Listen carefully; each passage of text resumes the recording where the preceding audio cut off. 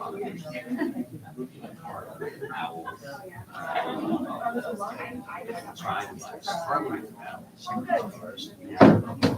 everyone, how are you? It's the AG, and everyone will be in just a couple minutes, just to give you a heads up.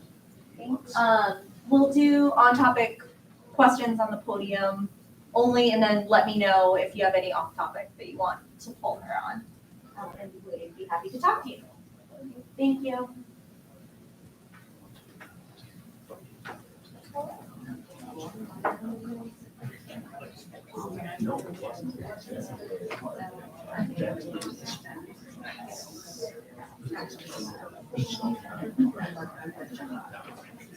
Oh, I think sometimes I'm looking at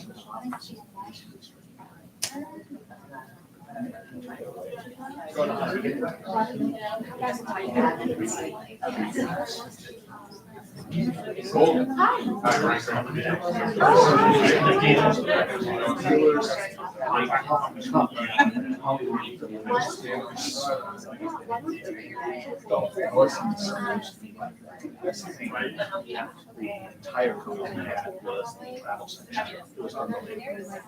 The last one that was overcome. One of the topic was Margaret Hall.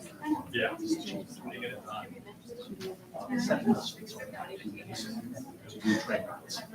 Oh, so that's people in Ireland. You got right short. Take photos. Yeah.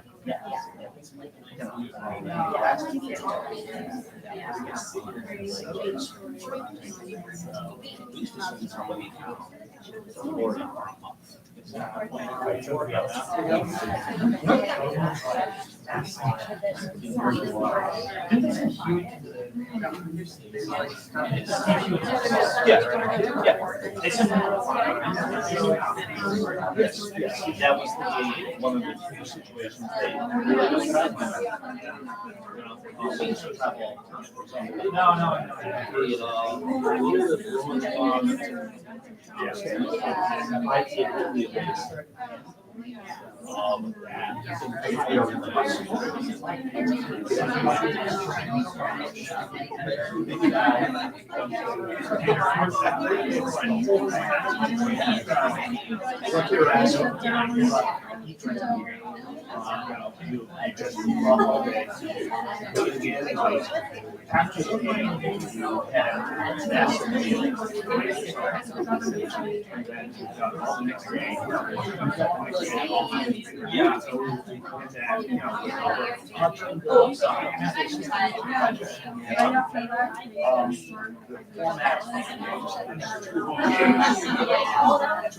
Hi, everyone. Hi.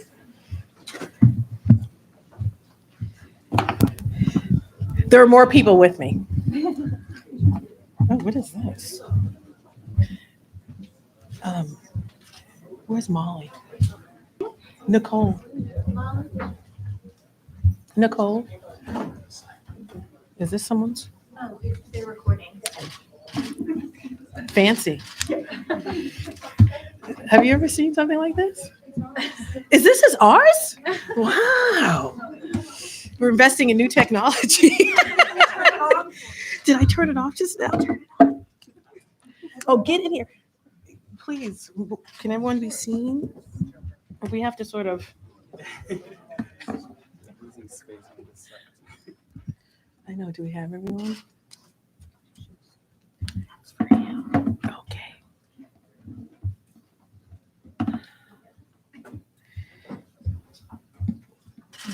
Molly, we all set? Oh, is Rep Cutler here? Oh, great, wonderful. Sorry. All good. We just are getting started. Good afternoon, everyone, and thank you, of course, for coming here today to talk about a very, frankly, important topic.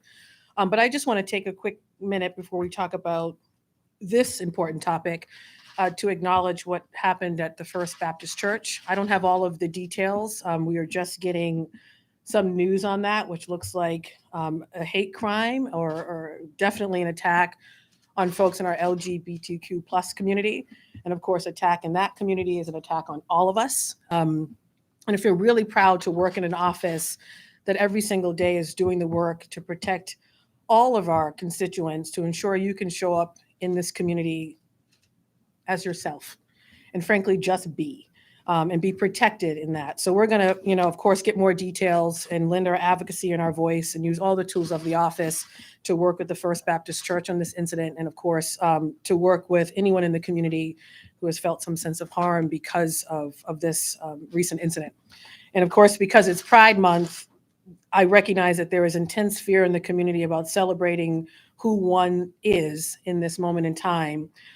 So we're going to do everything we can, of course, to combat this hate. And frankly, I will name it racism and all the other, frankly, white supremacy and everything else that we see right now in the Commonwealth.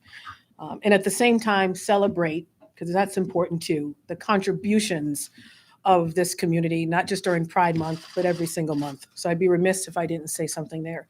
But I'm really happy that everyone is here, including, of course, a whole host of folks from the AGO. And today's topic, of course, is child labor. And child labor, as we know, is ongoing. It's oftentimes a complex issue here in Massachusetts. And I want to take a moment to thank our partners who are standing behind me, who are doing the work every single day in partnership with us to protect our kids. First, I want to thank Senator Jalen, who is over here, and Chairman Rep Cutler, who both chair the Committee on Labor and Workforce Development. And we have already been testifying on significant legislation before you, so thank you. I want to thank Liam Quinn, who you will hear from, who is from MASH-COSH, who will speak. Gladys Vega, who is also here, who will also speak, representing La Coblativa in Chelsea. Ruben, who is currently at the Salem Public Schools, but soon to be the Somerville Superintendent. So congratulations to him. You will also hear from him. Ryan Kearney, thank you as well for being here from the Retailers Association of Massachusetts. Dave Kaufman from the Mass Municipal Association and the Massachusetts Restaurant Association. All major stakeholders in the work that we do every single day with respect to child labor issues.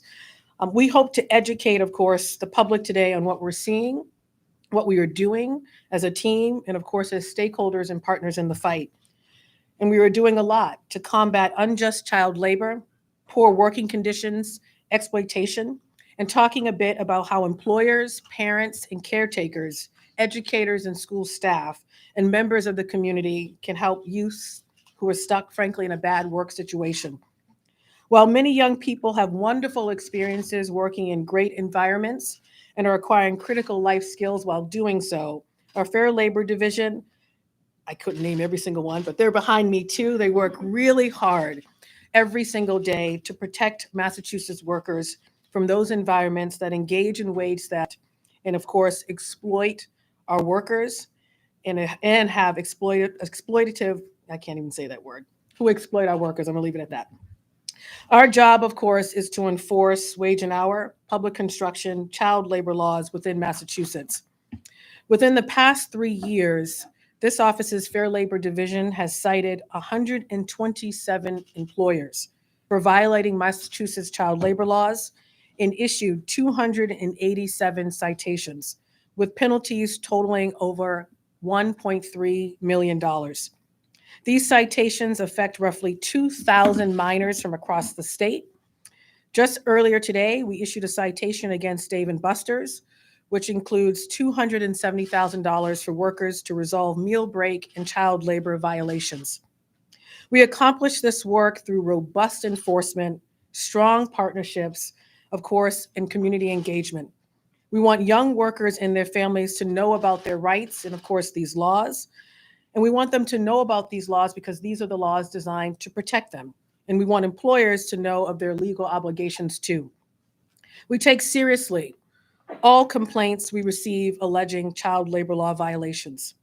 It is our job to make sure employers are adhering to the laws that exist to protect our workers, including limiting the number of hours workers under the age of 18 can work and the kinds of jobs they do.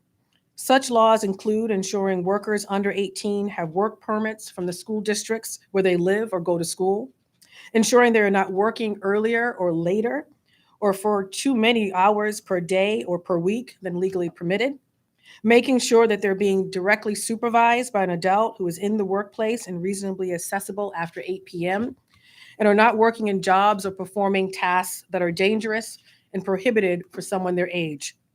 We also want to be vigilant about labor trafficking, where children or others are forced to work. Any complaint we receive alleging instances of child labor law or trafficking violations, we review carefully to determine the best course of action.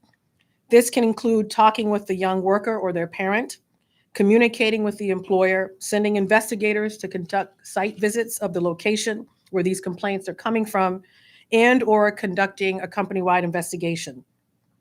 We commend the young workers, guardians, caregivers, parents, teachers, even customers who file complaints with our office directly and frankly bravely share their stories and experiences with us so that we can take appropriate action. Impacted workers are a crucial source of information, and they enhance our ability to issue citations against employers who violate our wage and hour and child labor laws. Sometimes it takes just one complainant to uncover and put an end to child labor violations impacting numerous young workers.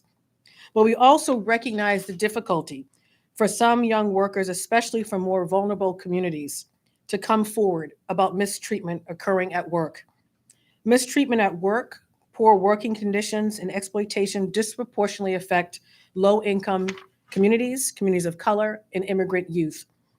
These youth are not only sometimes unaware of their rights, which of course they have regardless of their immigration status, but they are often afraid.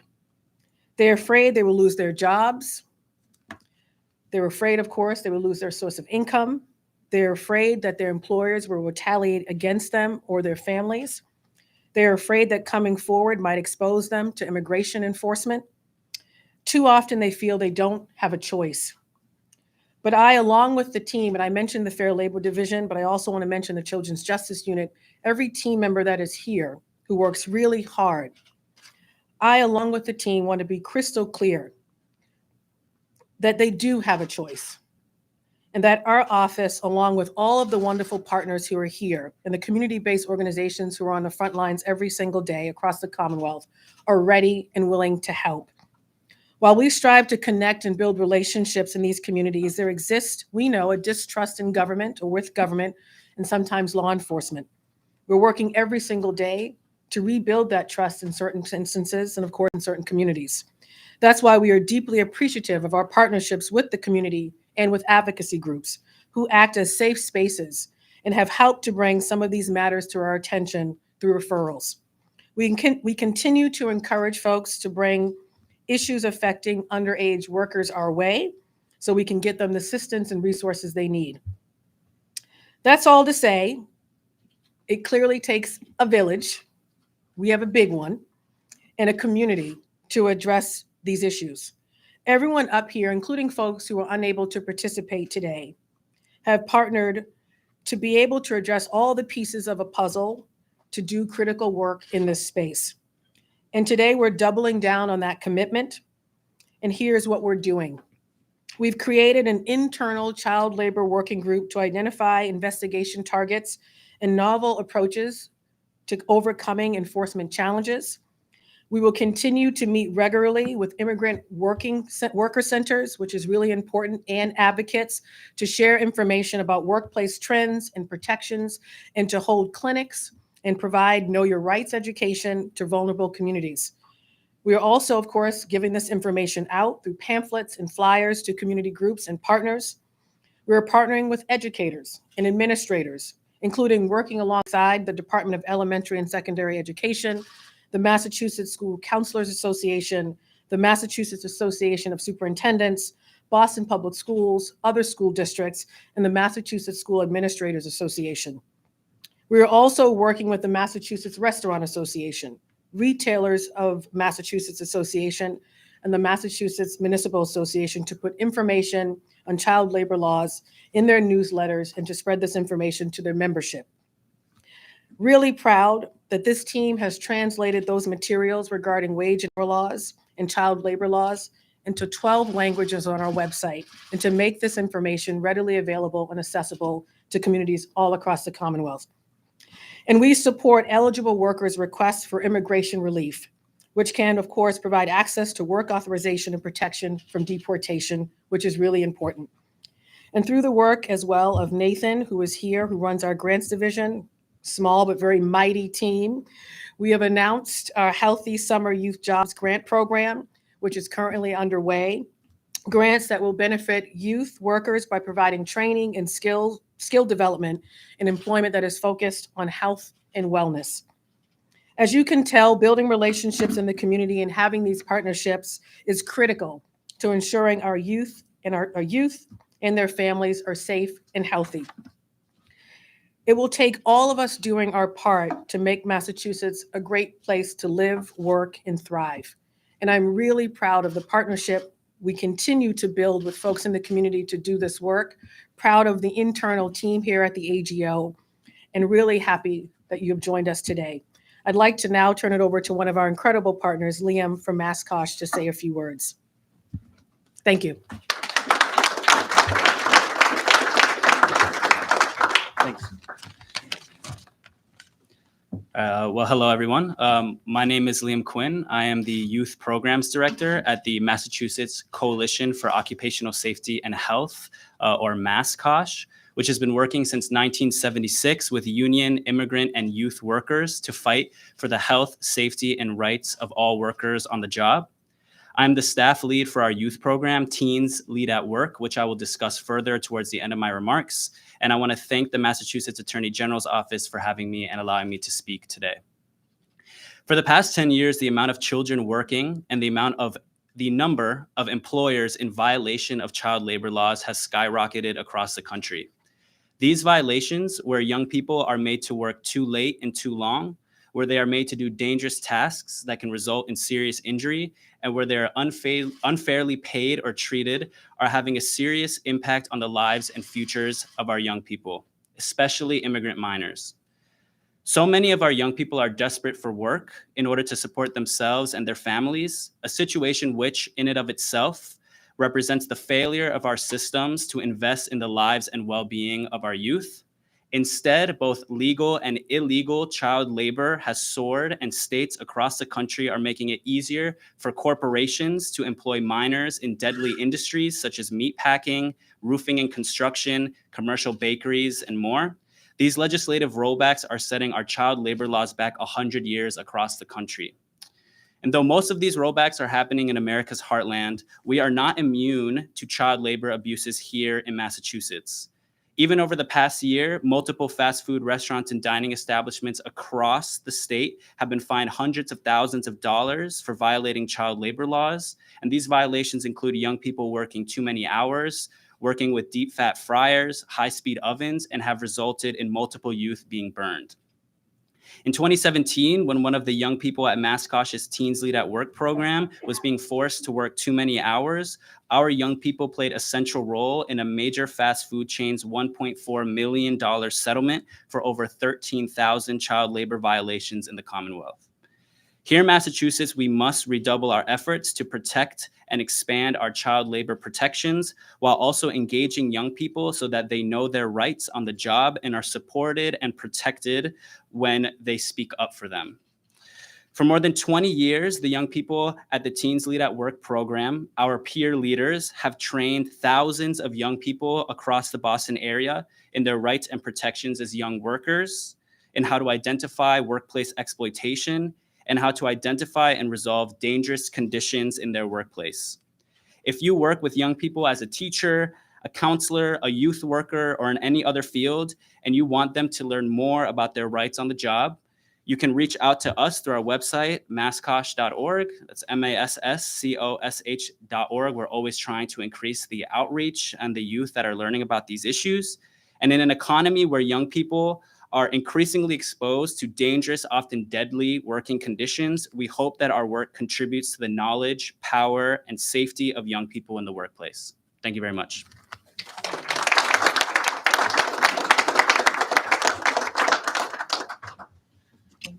You're next. Buenas tardes, mi nombre es Gladys Vega, directora ejecutiva de La Colaborativa. Good afternoon, my name is Gladys Vega, Executive Director of La Colaborativa. I am so grateful to be here with our Attorney General and her team. I've been working with this group for over 20 years. Not only work with our adults, the parents that are continue to be exploited in our communities because of wage theft, because of bad working conditions, or because they are so afraid of their immigration status that they have no choice to continue to work those long hours. When it comes to our youth, it's a little bit different. And this is why it's so important for many of these materials to be translated, for this incredible office that does amazing work to be out in the community. You know, the labor division, the Fair Labor Division in this building goes out in the community, meets with our neighbors. It could be in our office. I remember working in a case with them where they came to the neighborhood because at that time, that's how comfortable they felt. And we had meetings in the neighborhood. And this is so important because this office meets people where they're at. When it comes to youth immigrant workforce, the immigration workforce of young people is very hard. Why? Sometimes parents are behind those long hours. Sometimes parents don't know any different. Sometimes parents are worried about paying that coyote. They need to pay whatever they left behind in their country, whoever they borrow the money to come here. So everyone in that family has to work. And even if they work doing landscaping, using a machine that they're not allowed to use, so they don't even know how to use, nobody's there supervising to say, hey, you're 14-year-olds, you're not supposed to be doing that. All they're worried about is my mom has to pay the rent. Half of that money has to go to the coyote. I run the largest summer youth employment program in the region. We employ approximately 230 to 250 young people in the city of Chelsea. And I tell you that at times when the young people are being paid, parents are waiting for that little paycheck because they need to pay utility bills, because they need to make payments, etc. So for me, when it comes to youth exploitation, it happens every day. And what our responsibility is, not only to talk and go after the bad behaviors of companies. Companies know, landscaping owners know that they're not allowed to do that. And they don't know, it's shame on them, because when they decided to open that company, they should have learned their rights, the laws in Massachusetts, because these people right here, they're going to go after them and they're going to make sure that they pay the consequences and the fines necessary so they learn the lesson. But once again, this is not an easy task because at times parents are behind it, and we need to educate our families. We need to educate our community to make sure that they're aware that if their kid is working 30 hours and is 14 years old, absolutely not. Education goes first. And, you know, we have to continuously remind our neighbors and our community members that what type of job is he doing? He's not supposed to be cutting, you know, the ham in Stop and Shop. We had a situation in a large supermarket. It wasn't that one, another big one. And the kid literally, he shaved his skin on his finger. Why? Because he was only 15 years old and they had him in a machine in the deli department. That is completely wrong. I had another young girl, and this was probably 8 years ago, who was 15 years old. She came to the office crying. She says that her uncle it was taking her to this company, and that at times the guys that she was working with were getting too close to her and were making it very uncomfortable. When it comes to sexual harassment, when it comes to child exploitation, everything is done at once. And why? Because we're afraid of our documentation status. We are immigrant. We don't have, and we may be citizens, but my parents may not, and my parents may rely on that income. So please know that this job and these policies and the materials being in many languages is extremely important. But this responsibility is for each one of you and all of us in all of our communities, because especially in communities of color, especially when it's immigrant communities and people that are aware that there's large numbers of documented families in Chelsea, Malden, Revere, Lynn, Salem, please be aware that this is happening on a daily basis, and we need to continue to work hard. And let's not look to the side and say, oh, it's okay, the parent gave me permission. It's not okay, absolutely not. And we need to be responsible, even when we know that we rely on that money because we have to pay someone else. Let's be parents first, and let's make sure that we teach our kids what their rights are at a very early age. Muchísimas gracias. Una vez más, estamos aquí, sumamente importante, porque nosotros no podemos continuar explotando a nuestros niños. Nosotros tenemos que saber que un niño de 14 años tiene una destreza exacta que hacer, un niño de 16 años, un joven de 16 años tiene un set de leyes y el de 18 años no puede estar ningún joven supervisado después de las 8 cerrando una tienda solo. So, por favor, aprendamos a proveer buenos trabajos, pero seamos responsables porque este equipo de aquí, si no hacemos las cosas bien, va a estar detrás de nosotros para asegurarnos que aprendamos a hacerlas y nos van a dar donde más nos duele, que es el bolsillo. So please remember that if we don't know the laws, if we don't look at their website and learn about it, it's going to hurt us right here as companies, because when they decide to look into the case, they're going after us to make sure that we learned our lesson and that we don't do it again, because it's not fair for a young person to go through this at a very early age. Muchísimas gracias.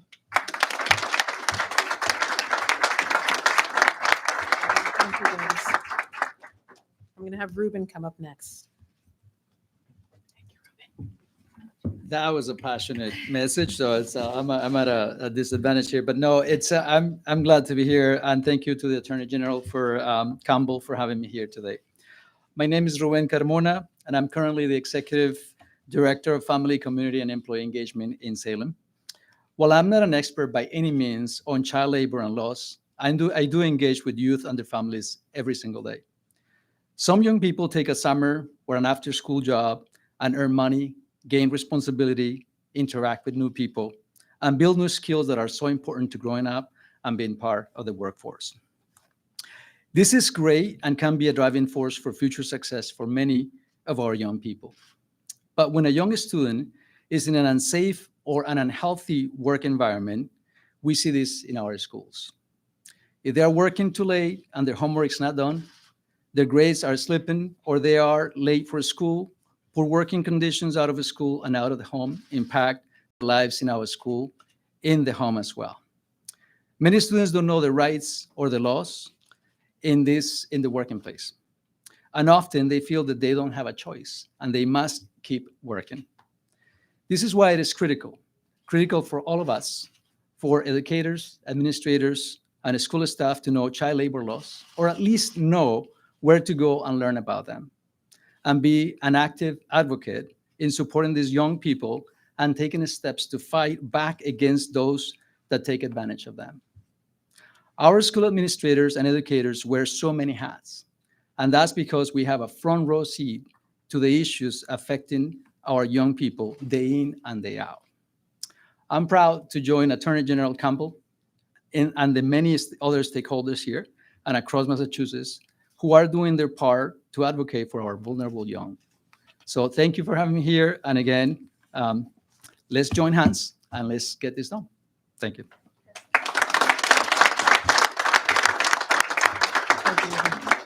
Thank you, Ruben. And good. And congratulations again for your next opportunity. I'm happy to take a few questions at this time before we wrap up. General, can you just run us through the statistics that you mentioned off the top one more time? And if there's any more details you can add on kind of what the citations you've been issuing and what legal ramifications that lead to. Absolutely. First of all, thank you for being here. So the numbers, and I'll just say them again, the office within the past 3 years, 287 citations for child labor violations. Obviously, we do other work with respect to adult workers, and cited almost 1.3 million in penalties.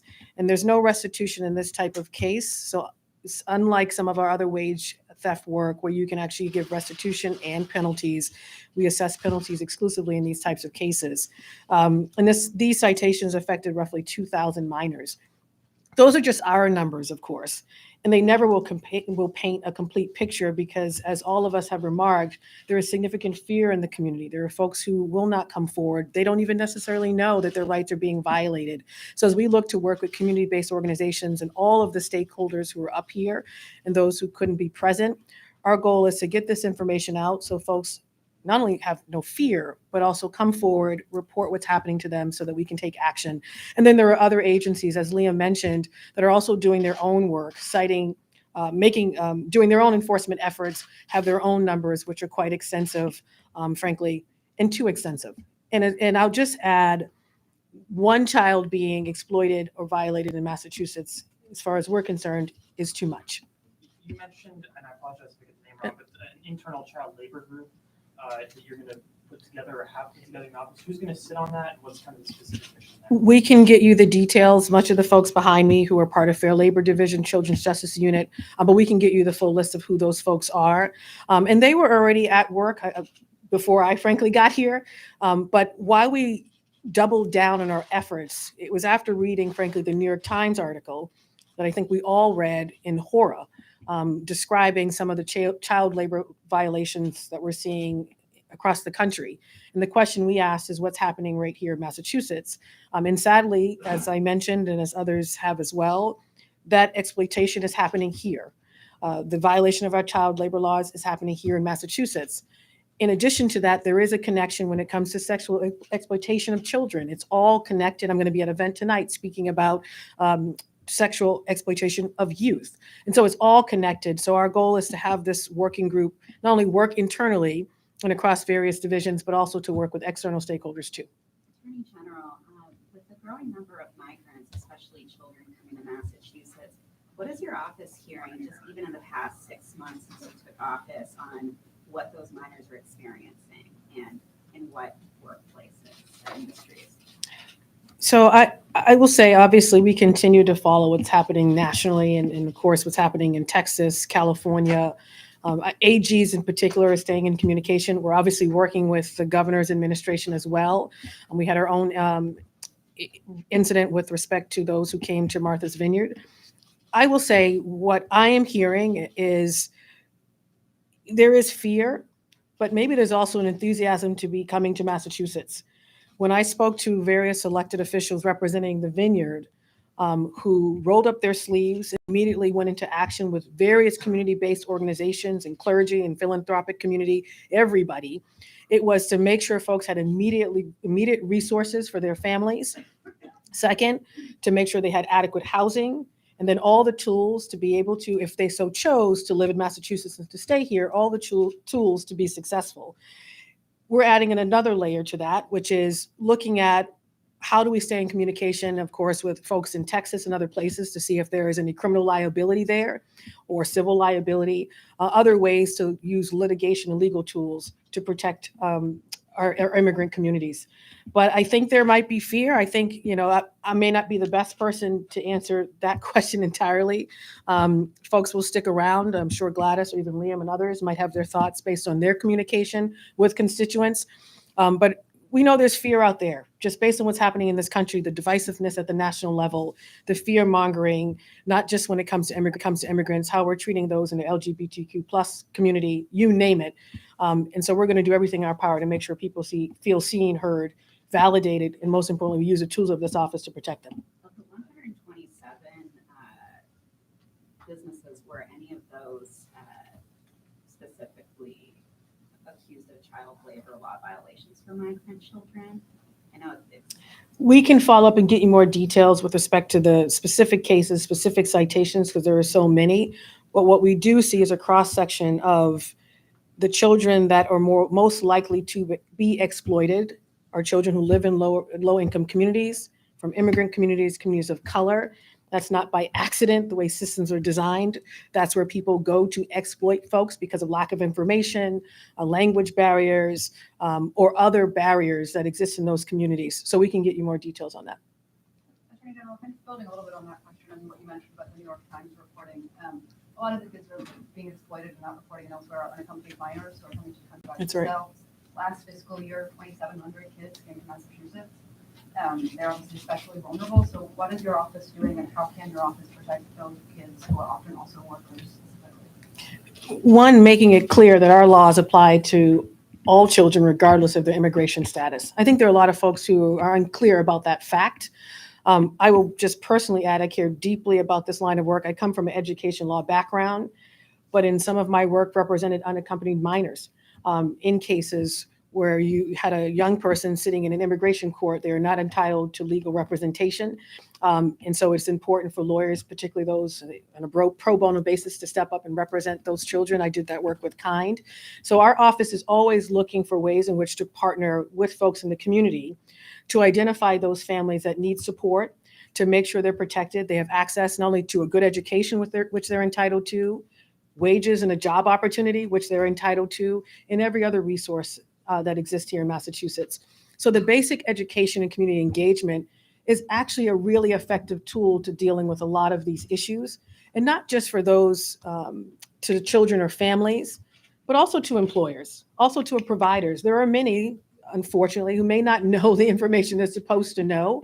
We're also here to educate them too, to do training for those folks too, to make sure our folks, regardless of their immigration status, have access to everything they need and desire to be able to thrive here in Massachusetts. Thanks, everyone. Thank you all for being here. Thank you.